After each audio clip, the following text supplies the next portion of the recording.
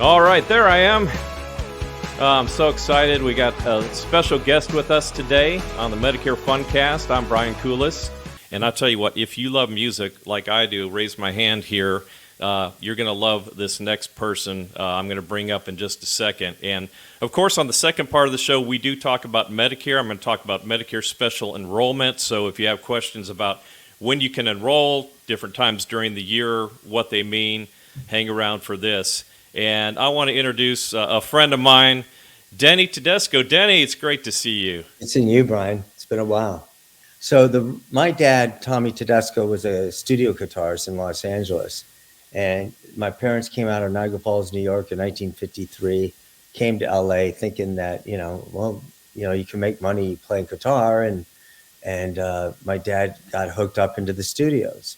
And so the late 50s and the early 60s, he got really embedded in the whole scene here. And in the early 60s, he was doing all the Phil Spector stuff. He was doing the Beach Boys. And in the 60s, what happened was the rock and roll started taking over. And the labels didn't really trust the bands in those days. Spending money in the studios, you didn't trust people going in because it's going to take them a while to record. You only have absolutely. Mm-hmm.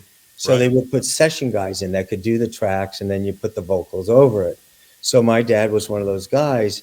And in the 60s, they did the Beach Boys, Sinatra, Janet Dean, Mamas and Papas, Fifth Dimension, Sam Cooke, the Byrds, Nancy Sinatra, Monkees. Anything that was done in the 60s in LA most likely had a group of these guys, if not one or two of them, if not all.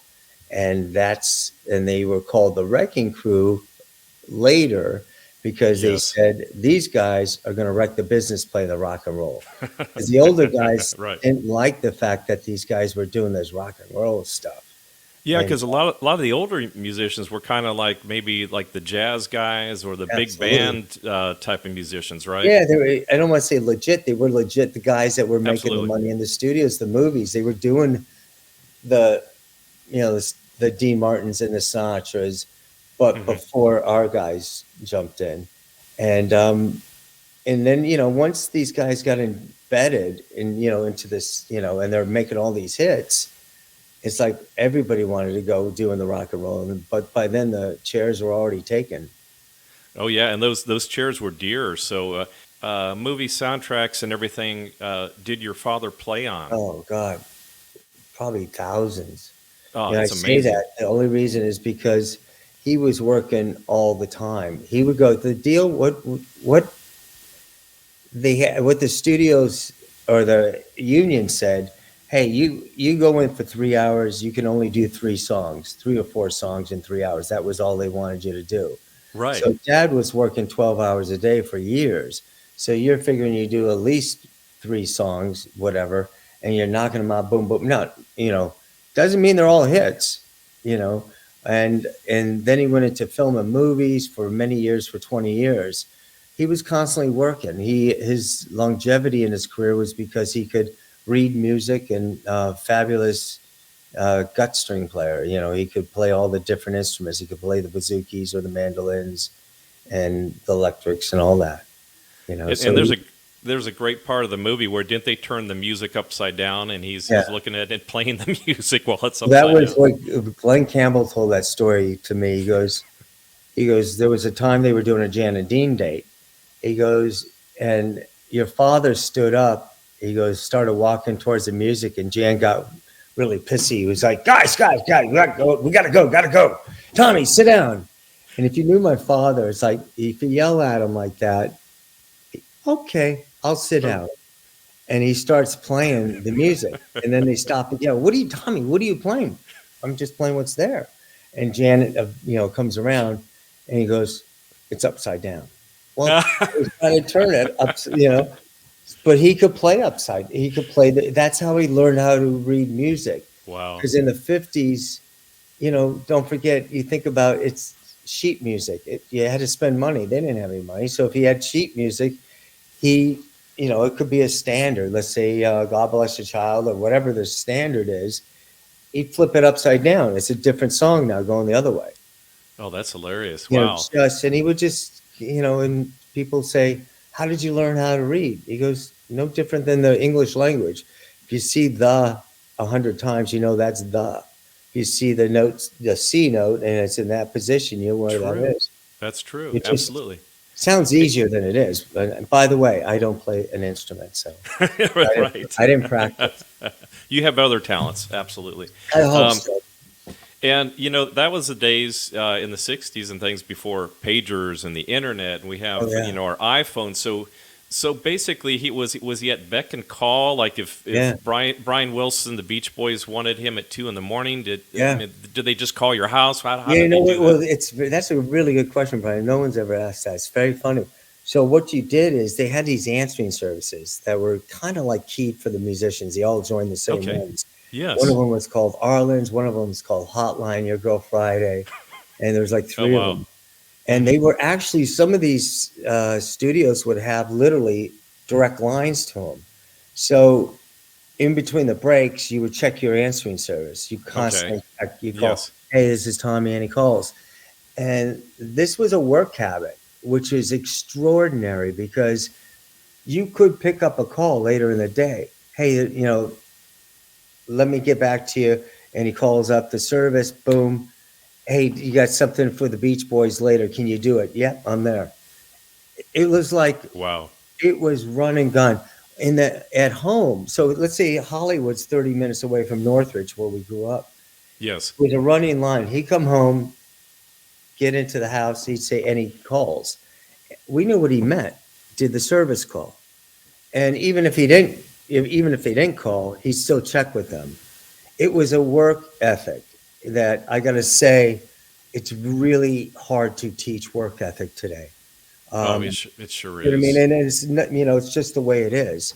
Right. And there are, when we were in the late 60s, early 70s, we had 4 lines in our house.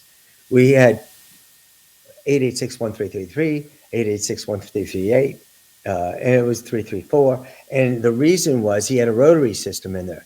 There was never going to be a busy signal in that house if one of us kids picked up the phone and started talking to their friends. Oh, right. Yes, Because absolutely. that made the difference. Because, hey, if I call Brian up or Tommy up and he says, hey, and he's busy, it's a busy signal, I call the next guy to see, That's because I right. need to find someone tomorrow. Yeah, especially in Brian Wilson has an Yeah. urgent need to create something And at it, and, 2 in the and it morning. was, Right. and you didn't want to, you realize as a freelancer, anybody that's a freelancer, as many of Yes. us are in our lives, one moment of meeting someone changes your life. Absolutely. And it can Yes. change your payroll for the next 10 years. You lose an account, or you gain an account. And that's how it was, When we went on vacations, you ask one little question, see what you get, Brian? But I love it. I love it. This is great when we went stuff. on vacations, my father would tell the answering service, he would never tell them we were on vacation. He says, I'm not available the first 2 weeks or whatever. Because if they Right. called, he said, no, the answering service say, well, he's not available those dates because it looks like Tommy's working all the time. Absolutely. Which he was. Yes. But, there was another, it's like me checking the book. Let me see if I'm busy and check the book. Right. Yeah, I'm Right. available. Yeah, there you go. And at home, somebody that works at McDonald's and cooks burgers all day, when they get home, they may not necessarily want to grill burgers for their family. Did your dad take his work home with him? Did he still No. play guitar around the house, or did he Not just at want all. to chill out, do something else? Dad, it's funny because I'm born in 61, so I'm almost 63. And I didn't see my father play an instrument until probably at home until 76, 77, truly play his instrument, because that's when he started a jazz album that he wanted to do and he started practicing. He never had a practice going to work. He had in his car, he had like 5 or 6 instruments, never took them out of his trunk, which would horrify guitar players today because of Absolutely. Right. Mm-hmm. But he went in. He had a mandolin maybe, or he had his acoustic.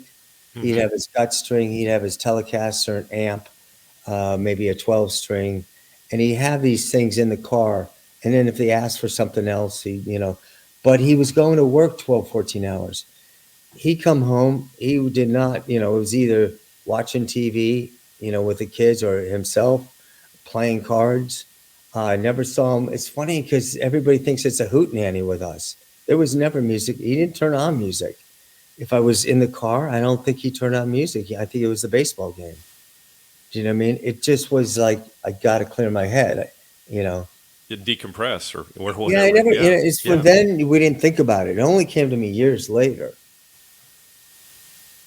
And it's like many children of famous people. It's your father, it's your mother. You don't really think about someone that's super famous or hanging out with all these famous people. He's your father, so he comes home, he's your dad. So Yeah, and again, he was famous among the musicians and the artists. He wasn't famous to the public because you're walking around the street. He's not. No, really no. In the recognize him, right? '60s, and especially the '60s, they never got credits on the albums because a lot of times they didn't want to give credits to these guys, because it was like this. They were doing Pet Sounds. They were doing the other Beach Boy albums maybe at the same time they were doing Sinatra or maybe the Byrds or something, or Association. They didn't want to let folks know that it wasn't those guys playing. And like the Monkees and everything. The Monkees, yeah, exactly. It's funny. The Monkees got all the grief, but everybody else was doing the same thing.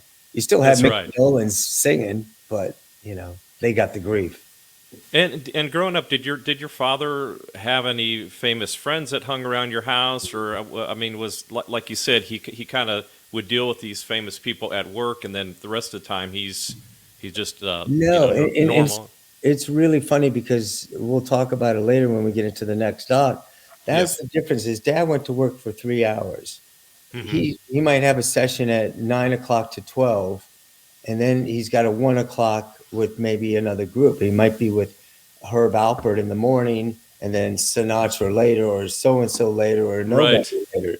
So they're moving so fast. They're not going on the road with these guys. They're not hanging out. Because they would lose money on the road, right? They made more money doing session work. Yeah, you didn't. If you left town, that meant you weren't really working a lot, and you may lose your position there. Exactly, in the studio, absolutely. Right? You did not give up your chair unless you had to, or like Glenn Campbell gave up. Walked away for I think a few months to do the Beach Boys, but Glenn's making a lot of money on the road with the Beach Boys, and he can come back because it's Glenn. Because it's Glenn, yes, absolutely. He's got his thing. Yeah, Brian. That's when Brian Wilson stopped touring, and Glenn just filled in there on the bass, and was tall and handsome guy, and fit right in. So yeah. And your dad Tommy also did. Was it the theme to Bonanza and some of the TV shows we all love? So Dad did a lot of theme work and a lot of TV and film because he's one of the few guys. Not one of the few guys, but he was an extraordinary reader.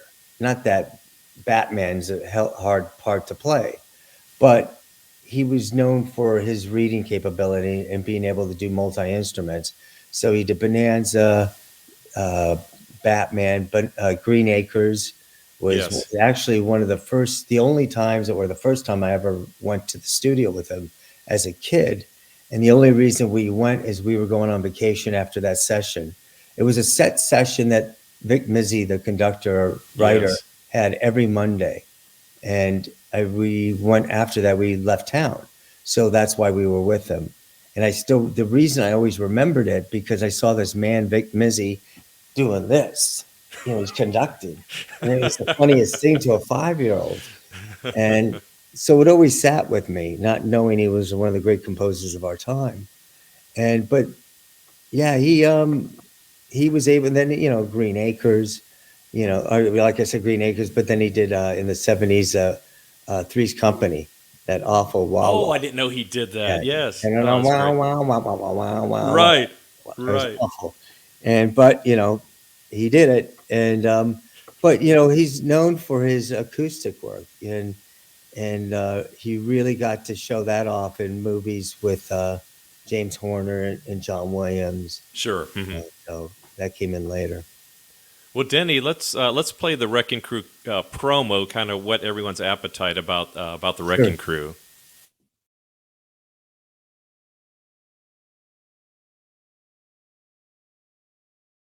When we're ready to sing, we step up at the microphones, and it comes out something like this.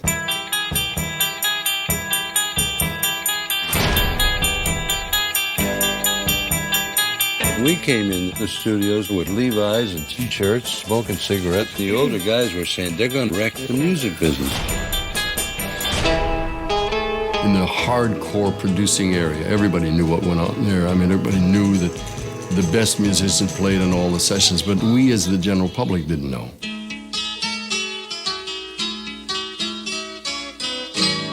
They played so well, and they played so well together. I was in awe then because of Phil Spector. I pulled my car over the side of the road and said, what am I listening to here? The musicians were really the unsung heroes of all those hit records. When I listen to the record, it is so apparent that these guys were just really so good. And you can see why everybody used them.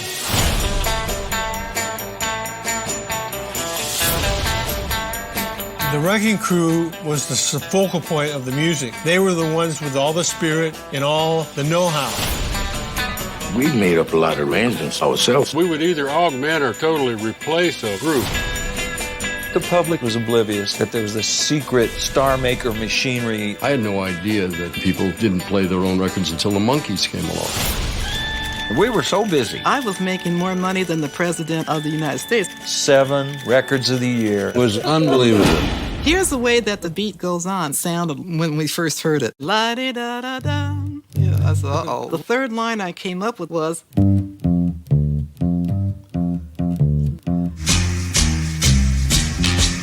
The beat goes on. They were the stone cold rock and roll professionals, and there may never be a group of that caliber again.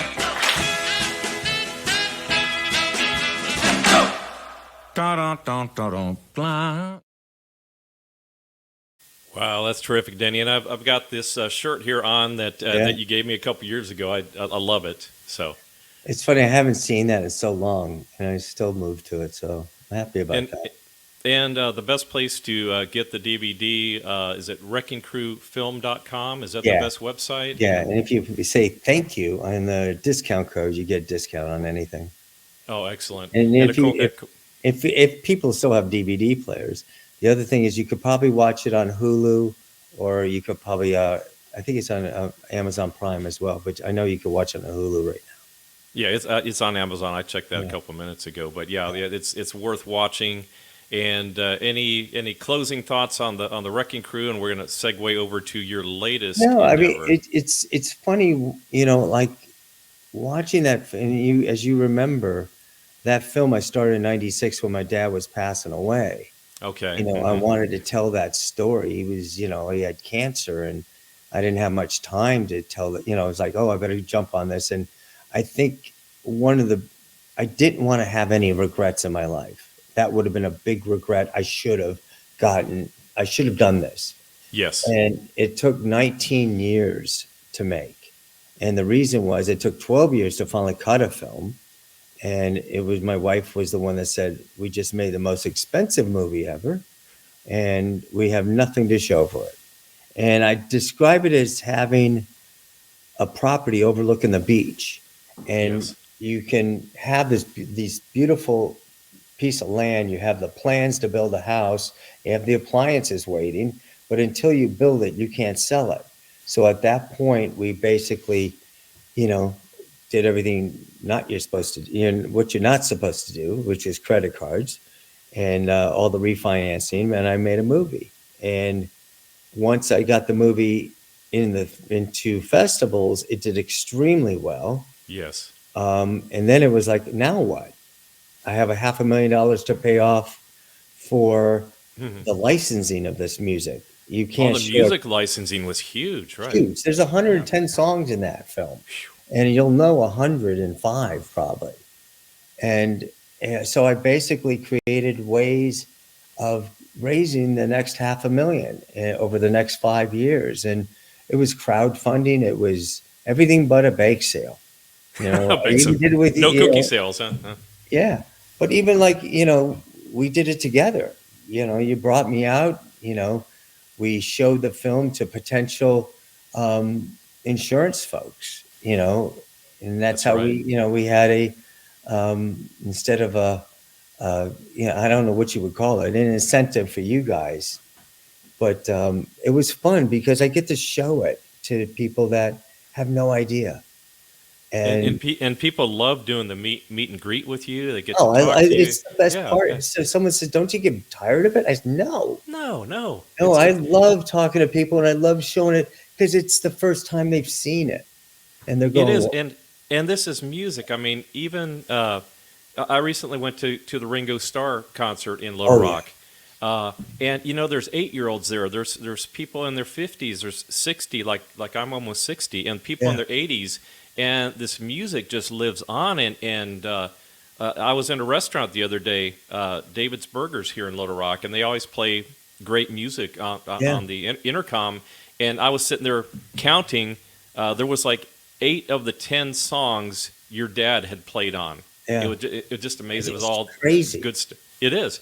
And the children now they're I think getting tired of the I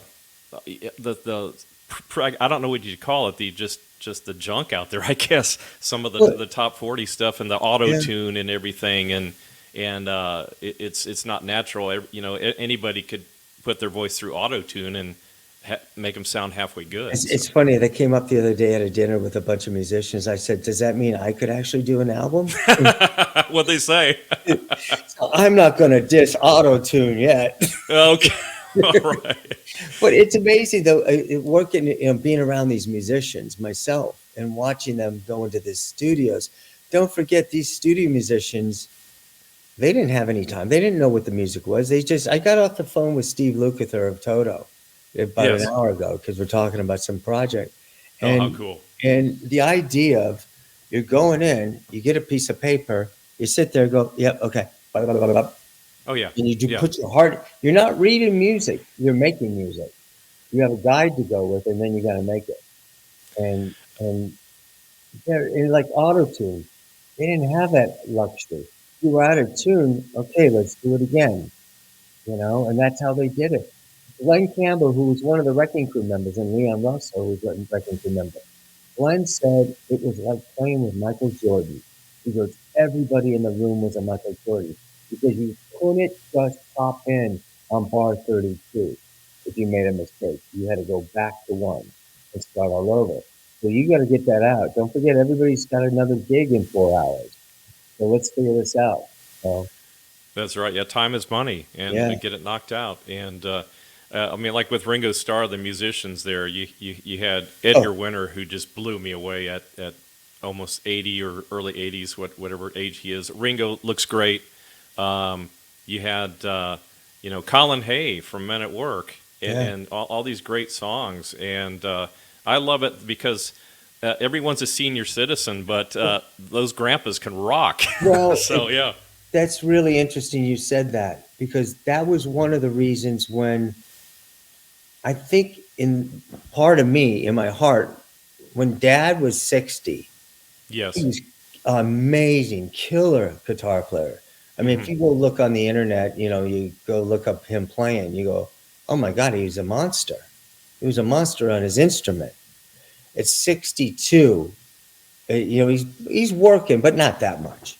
Right. Because at this point, the new generation's coming in. So now he's getting calls for like Godfather 3 or Schindler's List, things that they want him for. They want only, they don't need him for rock and roll. They're not going to bring him in. And new era come in. But it was frustrating for me because I hear all this stuff on the radio go, oh God, he's so much better than what they're playing right now in the smooth jazz. And he didn't care. He was loving where he was. But then he had a stroke at 62, and that ended his career.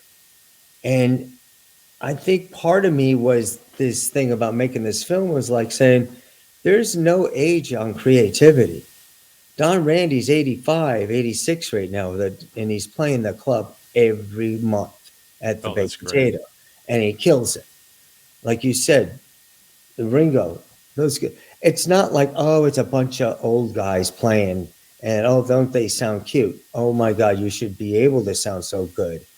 They, at 30. Ringo's All-Star Band was tight. I mean, just amazing. And that's a special. What I'm saying is, and my father said to the kids in these seminars, he said, listen, when you took up an instrument, you took it up because you love it. And he goes, if you make a living, if you make some money, great. If you make a living at it, amazing. But don't ever quit. And I have so many friends that are in their 60s now that are playing that went back to or took the instrument up they never played before. And that's terrific. Yeah. Yeah. I mean, that's what the greatest thing is about, music. It's never too late. That's what I'm hoping for me. I say that now, but I still haven't figured out the third chord yet. Well, when's your double LP coming out next year? Yes, exactly. Okay. Maybe just do vocal. Just vocal. Okay. There you go. And a rain stick. Well, let's segue to the immediate family, and let's play the trailer here. So we'll see what this is about, and we'll talk about it. Right. In the early 70s, you couldn't pick up an album and look at the liner notes without seeing these guys' names. I would buy records just because they were on it. The creative input of these session guys cannot be overstated. It can't be overstated. Russ Kunkel.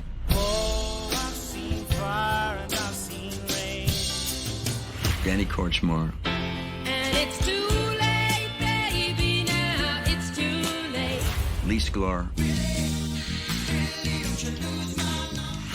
Waddy. And the days go by like strands in the wind, in the web that is. They were just musicians we knew, and they gradually became legendary session musicians. My main goal is to not get fired.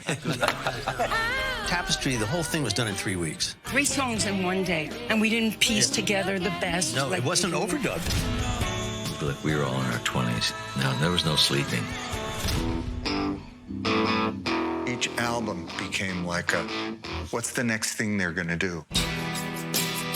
Not only did they give birth to this music, they're as much the author of these songs as the artist they did it with. Ego goes out the window. Well, I'm not sure that's true. I have a huge ego. Well, You can walk across the water. I could get hipper, younger people. In this hotel. Yeah. But these are the people that play it best. You got to have skin in the game. All I can express is admiration for these guys. 4 truly great players, all of them masters of their instrument. In hindsight, I was just happy to be there. I've got a band full of brothers that love me. I'm proud of all of it. You gotta stand close to the flame. You gotta have skin in the game. Oh, that's great, Danny. I've watched that a couple months ago, and just a fantastic follow-up to the Wrecking Crew. And you're a couple years older than me, so in the 70s and 80s, that's a lot of the music that we grew up with and we relate to. So it's really interesting. So what happened here was the Wrecking Crew came out, if you remember, in 2015. And I think, like I said, I was pretty shell-shocked, and after 19 years of making the first doc. So finally, someone came up with an idea that had some financing. Everybody has great ideas, but until you get the money, it doesn't mean much. And it was actually someone came up with it, said, "Hey, would you be interested in this doc?" And And they went to the artist, and the artist said, "Well, you know what? We have our own director. We'd like him to do it." So I don't care. That's fine. It was just nice to be considered.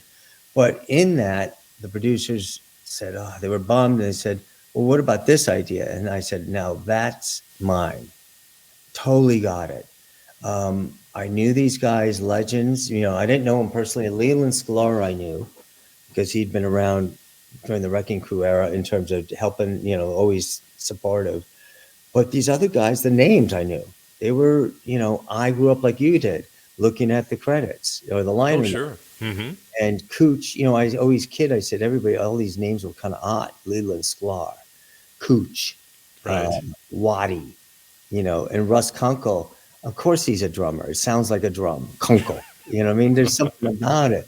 So when I went and pitched the guys. What also they had this band called Immediate Family, their own little band. And I say little band because, it's small label and they're just doing it. They're not giving up their careers as session guys. And Waddy still goes out on the road with Stevie Nicks as her MD. And Russ and Leland are still on the road with Lyle Lovett. So, but in between they want to play. So this That's is right. this band. So I thought, there's my hook. I said, there's these guys in their 70s that are brothers. They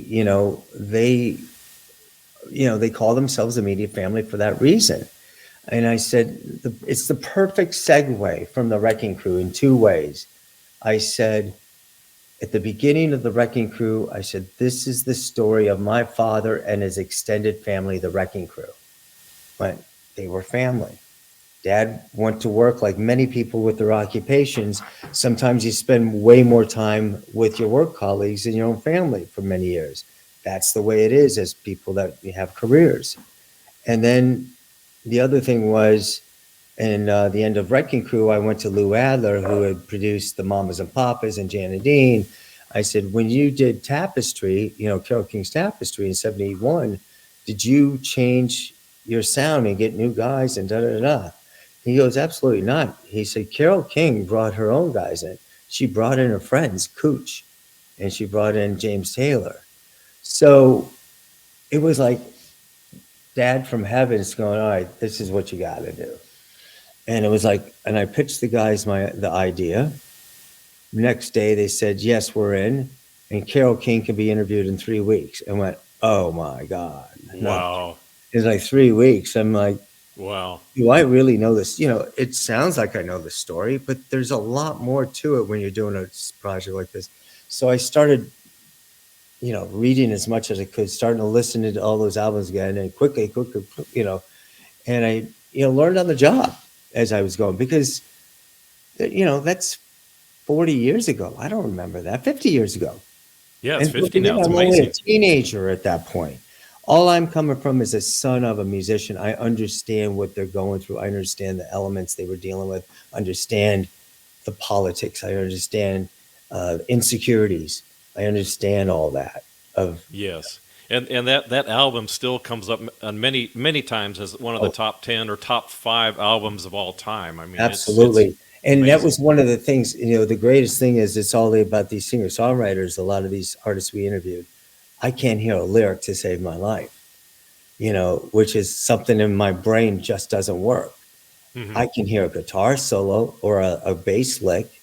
I can hear a guitar ripping in the background, but I can't tell you what the song is about. So yes, I know Danny Kortchmar's, I can scat along Danny's, solo on It's Too Late. So now, you meet so many celebrities. You know a lot of famous people and things. Was there somebody during the Wrecking Crew or Immediate Family that you were just kind of awestruck meeting? Was there somebody like that? Yeah, you know what? It's funny. I think you get awestruck immediately, but it goes away. Yes. Very quickly. Because you start asking them questions they've never been asked.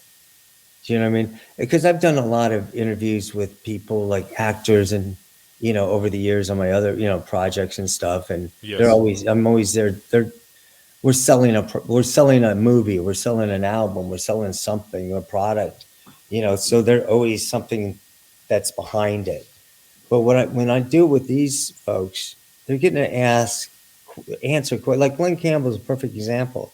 I'm not talking to Glenn in those days about how he became famous, and da-da-da-da. I'm talking about the early days and how special it was for him. And he was really thrilled about that. He was willing to talk. He loved to talk. Same thing with Leon Russell. Leon wanted, I'm not bringing up things that they've done hundreds of times. But no, I mean, I'm always awestruck. I mean, Linda Ronstadt, when I saw her walk in, or James Taylor and Carole King, I mean, there was something about them that maybe because it was closer to me, but or Jackson Browne, Yes. But, I had the greatest moment I had in the last 6 months is Jackson called me, he had a question or he wanted to compliment the film and da da da. And he goes, "Hey, Denny, it's Jackson Browne." And I went, "Oh." You don't want to be an idiot and geek, Hi, Jackson. Yes. And so But- the immediate family, you're the singer-songwriters come in through the 70s, and you even go into, the 80s. Yeah. You've got Phil Collins in there and Don Henley. yeah, that's right. Yeah, Don Henley. Yeah, because that was, and what happened. So let me explain the immediate family, why they're different than the Wrecking Crew. We kind of mentioned it earlier. The Wrecking Crew had these 3-hour sessions, and it was like labels hired them because they didn't really trust the bands. So they're boom, boom, boom, boom, boom, boom. Right. And then they, get a road band, go on the road. And the road bands only had to learn 10, 12 songs. So it wasn't a big deal. So people say, how did they do it if they didn't play on the album? They had weeks to rehearse. Well, what's going on now is 1971, 72, they're doing Sweet Baby James, with James Taylor. Yes. And they do the album. That takes probably a month. They're taking their time. And these guys are involved in making the album. They're not just, there's the charts and they're going to do it. They're having suggestions. Well, what if I do this? Da, da, da, da. And not that the Wrecking Crew didn't do that, but don't forget the Wrecking Crew only did it within 3 hours. That's right. Boom, boom, boom. Right. These guys are taking their time. So now they do an album. Then Peter Asher, who produced it, said, let's go on the road, and takes those guys on the road. So they support the album they just recorded. So that's how all that goes down. So they get on the road, and Leland actually goes, that's his first gig, is Sweet Baby James tour, not the album, tour. He leaves college for a month. They find him, they said, and they offered him the job. So he goes on the road. He says, yeah, I'll get out of, I'll leave school for a month, come back. Never went back 55 Never years went later. back. Oh, that's terrific. So- And I remember in the Wrecking Crew, I'm not sure if it was a musician with Gary Lewis and the Playboys, but they heard the studio musicians doing his part, that he's going to have to play on the road. I think it might have been Gary Lewis, Playboys. No, it was Tommy Triplehorn. Right, and he says, like, how in the world, I can't do this on the road, Can you teach me this? That was she's sure gonna love you, or she's gonna love you, that, Right. Gary Lewis thing, and I remember Tommy Triplehorn, who's actually, his daughter, the actress, went blank. He was a great guitar player, but he didn't. What my dad is brought in, he sits down, he does his gut string, Yes. he just whips across the fretboard, he gives his, the taste of this and that.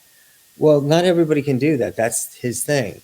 And he said, the first time I heard it, he goes, it was on the Mike Douglas show, and we're doing playback.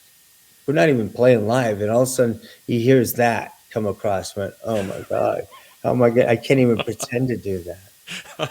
That's terrific. And immediate family, what is maybe one moment from the movie that people are just gonna look at and go, "Wow, that song means so much to me," or maybe like the highlight of the movie? I think that's like saying, what's your favorite child? That's true, right? Yeah, which my parents, I was their favorite child, but that's another story. Oh, of course, right? Yes. See, I didn't go for my children. I didn't want them to hear this. I think it's funny about these films. What's so great is every song is a bookmark in someone's life. It So is, if right? it's the Linda Ronstadt, I think there's one of my favorite stories about Linda Ronstadt is when Waddy is on the road with her, and she goes, and she calls up Waddy, goes, where are the guys? And he goes, they went to a strip joint across the street. She goes, I want to go. He goes, really? He goes, yeah. And she goes, yeah. Okay. So he goes crossing a major highway, getting across there. They get to the door. It's a dive, strip joint. And can you imagine? And the lady at the door says, you have ID? And she goes, and Linda goes, I don't have ID. And you got to have ID. And Waddy goes, it's Linda Ronstadt. You still have to have ID. And he goes, until Waddy turns to her and says, sing something. and she starts singing Blue Bayou. Oh, And, no. And then Bayou goes, fine, go and, Oh no. you know.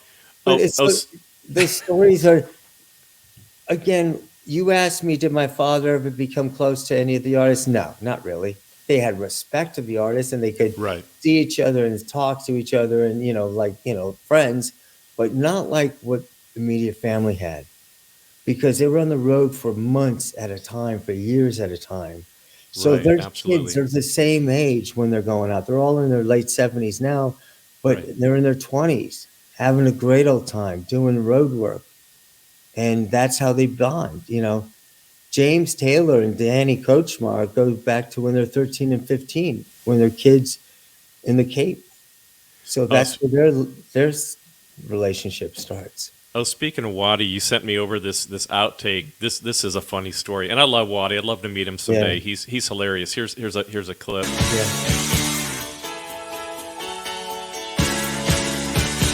Yeah, I was on the way home from the session or something, and I was out of cigarettes, and I went into 7-Eleven, and I reached in my pocket. I didn't have any money, and Lonely Boy was playing on the radio, and I'm looking at this guy behind the counter. I'm going, gee, I wonder if I tell the guy that that's me soloing there, if he'll give me a cigarette.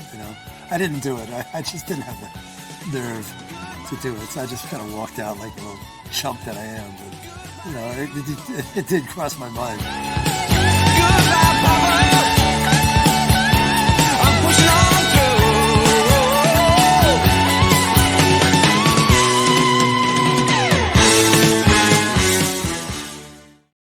Oh, I love that song growing up in the 70s. Yeah, that's It's hilarious. funny because a lot of these songs, even though I grew up with them, some of them I didn't really get into. Right. And it just wasn't when I wasn't paying attention, I was into a whole different thing. I might have been in Earth, Wind, and Fire or whatever I was into. And when I heard this and I started hearing Waddy's solos, I go, oh my God, because it was like new to me. Even though I knew the song, I didn't pay attention. So I get excited. I was so excited making this film because I got to relive some of this stuff and learn. And the other thing that we had is albums. What's on, picking out music, go, ooh, what's this on number 8 on the B side? And I'm listening to it, go, wow, I've never heard this before, and figure out a way to put it into a movie. And that's what you miss. We grew up with, and I guess LPs are coming back in some way with the younger generation. But I remember going to the store, you buy your LP, you sit there in your bed in your bedroom and look through all the liner notes, and it was a bonus if they had lyrics and everything, which was always cool. And you looked at the art, and you looked at there was so much great information. It was just like a little novel in this LP. Yeah. And so many great songs. Like you said, the B-sides too were fantastic. Yeah, and FM radio changed everything. That's something that's not in the movie, but we talked about. You can't put everything in the movie, but FM and LPs came at the same time, late 60s, meaning they had LPs for a long time, but in pop music like this. And FM was able to play longer cuts. They had more leeway in terms of what they could play, the DJs, and they could play a whole B-side, all of them, or a whole album. Absolutely. Yes, they'd have B-side nights or album side weekends. Q102 in Dallas, when I was growing up, Q102 would have an album side weekend, and it was great. And they took time. When you did an album, you recorded songs that had a storyline, like Tapestry. That's one of the things about Tapestry. There's a through line about womanhood, coming together, all the things she was going through, it was really different. She was, such a force, Carole King, but she wrote that way. They all wrote, there were things that they did. And then you sequence it, everything's, sometimes you can't just throw a song in there. That's where they used to do that in the early 60s. You go a couple hits, you put it on an album, but you throw a bunch of covers that they would do. Excuse my dogs. So Me Family it's on rental, and you could buy rental and buy. It's on all the Apple and all the platforms, Amazon Prime. And, you know, as I tell people, these films are really important that people talk about them, because the more success they have, others will come out and other stories will come out. And Brian, you okay? You just closed.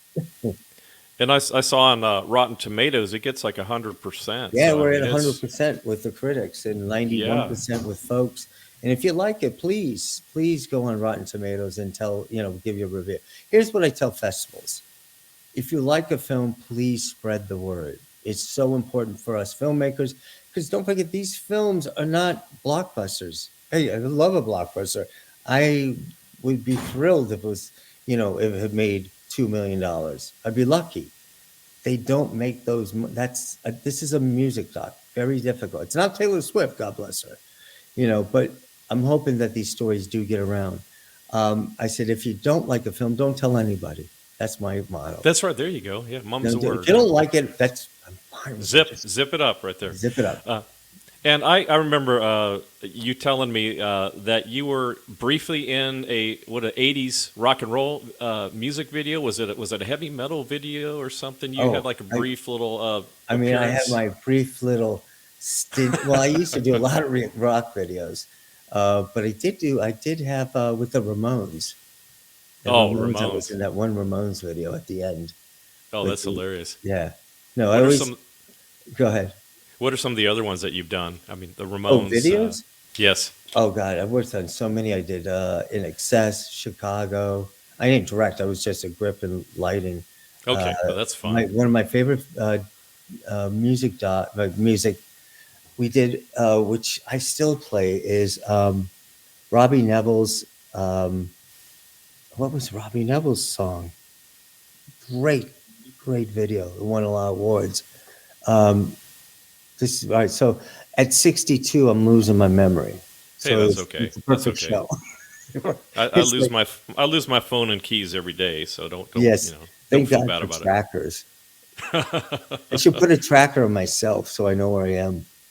That's good. Yeah. One day I told a friend of mine yesterday, I was looking all over for my phone, and my wife goes, "It's in your hand." So I felt so stupid. I mean, how about when you're wearing glasses? I can't find my glasses.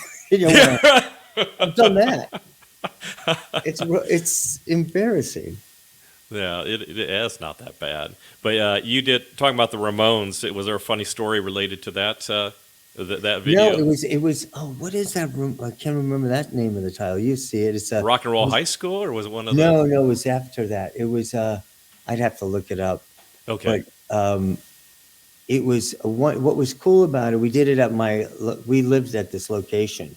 So we did a lot of videos like Robbie Neville, that one. We did Lou Rawls, Concrete Blonde, LA Guns, all these kind of different groups at the time in the 80s. Sure. But we had a loft that we used to live and shoot at. And this was a funky loft, and the Ramones were at one table sitting down, and they don't move, they just sing the song.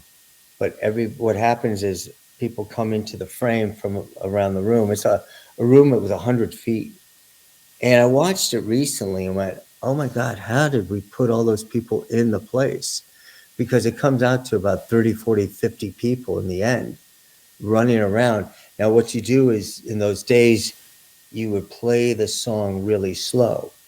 Okay. So when the vocals are playing like this and they're singing the song like this, everybody else is just walking around at normal speed, normal speed. Well, when you play back, everybody's doing this, but the guys are in sync with the film. Oh, that's hilarious. Yeah. Yeah, it's a pretty cool gimmick, and it's one shot. I'll have to check that out. Yeah. The videos gave the business, all of us, a chance to experiment.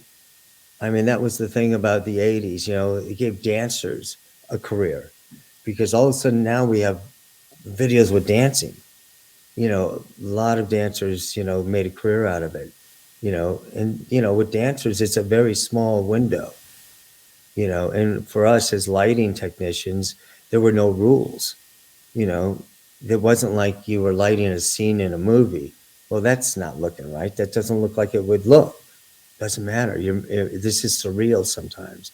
That's come right. up with it. You could Come be a up little with bit, be a little bit artsy in things. very much so. And, You know, and there's and like some of the, that one Squeeze video that had looked like a Salvador Dali video. oh yeah, Yeah, that was so cool. So you yeah, could do things like that and obscure camera angles and lighting and things. That must have absolutely. been fun. And, you know, it's funny because I tell these younger kids want to know, how to break in the business, and I said, listen, you have to just try. You have to. You guys have a better chance of making a film without any of us helping you because you have an iPhone. And I tell people, especially these audiences, when I speak at these conventions or these festivals or whatever, I said, go interview your parents or your grandparents before they pass on. You don't have to make a documentary about it. Just do it, because history is behind us, and what you're doing today, you're capturing it, and you might not need it tomorrow. I'll look at it in a year or 5 years, but believe me, for someone that does this for a living now, I'm looking at stuff I haven't seen in 20 years and using it. But I would love to hear my grandfather's voice. I don't remember what it was like. That's I don't right. remember. Yes. Mhm. It wasn't until 1980 did we have VHS and sound. Unless you were, really cool and had a Super 8 camera with sound, we didn't have that. No, yeah. Growing up, I have some '60s movies, but they had no sound. They were the little Super 8, and Yeah. no sound. So There's my next project that I'm working on is Wolfman Jack. oh wow, And wow. yeah, and I'm You- loving this. Is that a secret now, or can you tell us No, no, hints I'll tell you about that? Yeah, it's about Wolfman. So I'm telling you, we just started shooting.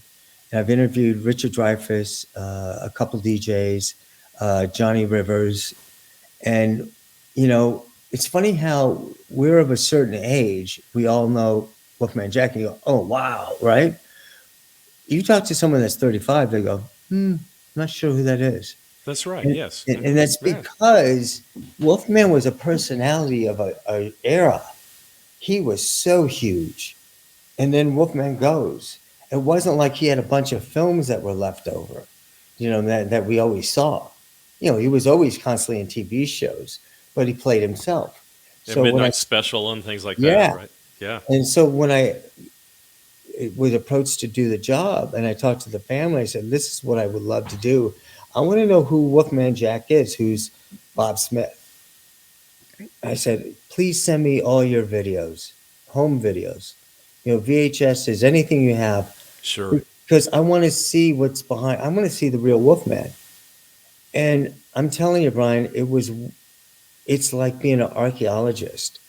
You're sifting through. I mean, I'm watching tapes that sometimes That's like, amazing. like, oh, the greatest thing is there's so many.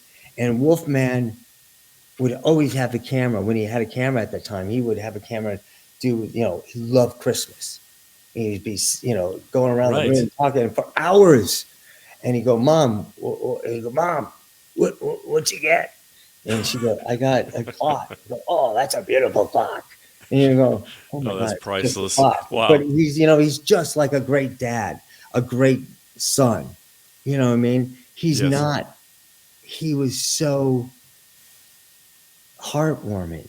I can't tell you how excited I. There was times when he put a camera down as they're playing Monopoly.